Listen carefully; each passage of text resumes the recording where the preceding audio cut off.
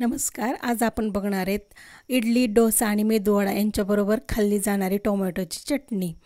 त्यासाठी मी इथं 2 मीडियम साईजचे कांदे घेतलेले आहेत. कांदे बारीक उभे चिरून घ्यायचे. दोन्ही कांदे उभे काप करून घ्यायचे. त्या कांद्याचे 2 मीडियम साईजचे टोमॅटो घ्यायचे.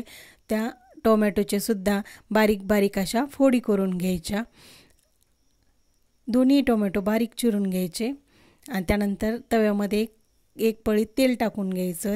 त्या तेलामध्ये कांदा परतून घ्यायचा. अगदी तांबूस रंगावर येईपर्यंत कांदा परतून घ्यायचा आहे. मी आता कांदा चांगला परतून घेत आहे. कांदा चांगला मऊ झाल्याच्या नंतर त्याच्यामध्ये लसणाच्या पाकळ्या टाकून घ्यायच्या. लसणाच्या पाकळ्या ह्या अखंड टाकायच्या. त्यानंतर ते बारीक चिरलेला टोमॅटो टाकून घ्यायचा. टोमॅटो, लसण आणि कांदा हे चांगलं त्या तेलामध्ये परतून घ्यायचं. हे परतत असतानाच त्याच्यामध्ये काय करायचं, हिरवी कोथिंबीर टाकून घ्यायची. हिरवी कोथिंबीरसुद्धा त्या कांदा, टोमॅटो, लसण यांच्याबरोबरच परतून घ्यायची.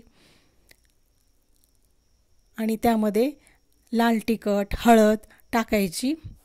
तिखट आणि मीठ तुमच्या चवीनुसार टाकून घ्यायचं. मीठ टाकायचं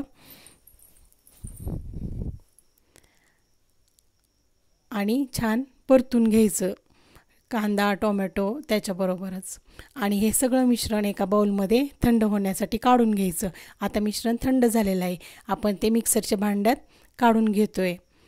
मी इथं 2 चमचे उडदाची डाळ भिजत घातली होती. ती उडदाची डाळ, अर्धा चमचा साखर मिक्सरमध्ये बारीक काढून घ्यायचं आणि ते एका बाउलमध्ये काढून घेते. हे बाउलमध्ये काढल्यानंतर मिक्सरचं भांडं बी विसाळून घ्यायचं आणि त्याच्यामध्ये पाणी टाकायचं. आता तडका पॅनमध्ये तेल ओतून घ्यायचं. 2 पळ्या तेल टाकायचं. त्याच्यामध्ये जिरी, मोहरी आणि ताजी कढीपत्त्याची पाने घेतली आहेत. ती कढीपत्त्याची पाने टाकून फोडणी तयार करायची. तुमच्याकडे लाल मिरच्या असल्या तर त्या टाकल्या तरी चालतील. माझ्याकडे त्या नव्हत्या म्हणून मी टाकल्या नाहीत. आणि ही फोडणी त्या चटणीमध्ये टाकून घ्यायची. झाली आपली इडली, डोसा आणि मेदूवडा यांच्याबरोबर खायची चटणी तयार.